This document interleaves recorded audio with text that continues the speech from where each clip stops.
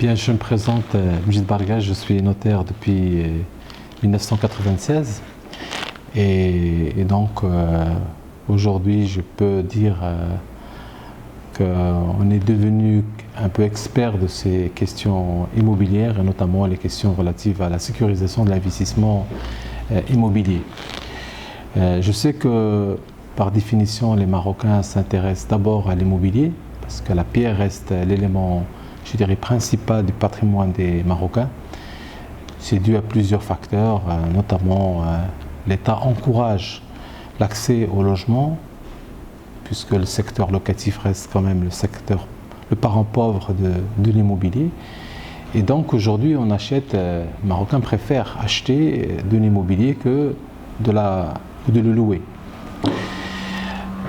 Alors, bien sûr, quelles sont les étapes devant précéder l'acquisition d'un bien immobilier et quelles sont les précautions à prendre justement pour ne pas se faire piéger, parce qu'il y a quand même beaucoup de difficultés qu'on rencontre dans le parcours de l'acquisition.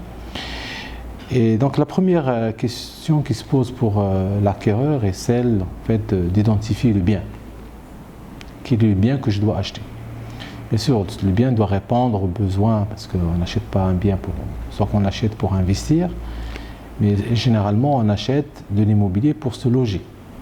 Voilà, c'est ça la fonction principale de l'immobilier. Alors quand on achète un bien pour se loger, il faut connaître ses besoins. D'accord, quand on a une famille à 4 membres, c'est pas la même chose quand on a 5 ou 6 enfants. Forcément, il faut que la taille du bien soit choisie en fonction des besoins. Après, il y a une question importante, c'est de la capacité à financer l'acquisition. Donc, il faut avoir une idée sur la valeur du bien. Malheureusement, au Maroc, nous n'avons pas d'indice immobilier pour savoir par rapport à chaque quartier c'est quoi la méthode pour avoir une moyenne sur le prix avant même de s'engager dans la procédure d'acquisition. Donc, on identifie un bien comment? Pour revenir à cette question-là, il y a plusieurs canaux. Il y a bien sûr la presse spécialisée, il y a ce qu'on appelle Samsar. Aujourd'hui, dans tous les coins de rue, il y a des Samsar et des agents immobiliers. Et dans le domaine de l'intermédiation immobilière, nous avons des agences professionnelles et nous avons ce qu'on appelle Samsar. Et moi, j'attire votre attention sur cette catégorie de professionnels. Enfin, professionnels, c'est pas le mot. Il faut faire très attention parce que des fois, on ne communique pas suffisamment d'informations et ça pourrait être source effectivement de problèmes. Donc, il y a Samsar, il y a les agences immobilières, il y a la presse écrite, il y a même la presse gratuite qui se développe. Et puis, aujourd'hui, nouveau vecteur de communication, l'Internet. Beaucoup de sites Internet aujourd'hui se spécialisent dans le domaine de l'intermédiation immobilière et effectivement, on peut faire son marché à travers un site Internet. Puisque le premier contact se fait virtuellement, suivi par une rencontre, par une visite. Et des fois, il y a des opérations, des transactions qui sont conclues à la suite d'un contact virtuel.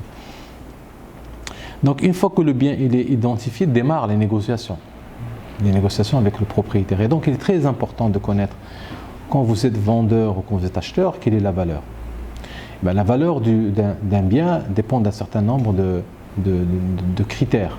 De toute manière, aujourd'hui, par rapport à chaque quartier, chaque rue, il y a au niveau des services fiscaux, au niveau d'autres organismes, une idée sur la valeur.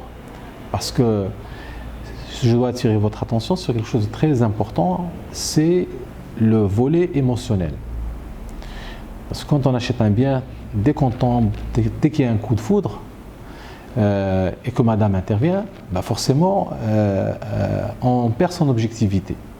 Et quand on perd son objectivité, on a tendance à proposer ou à offrir des prix supérieurs à la valeur réelle.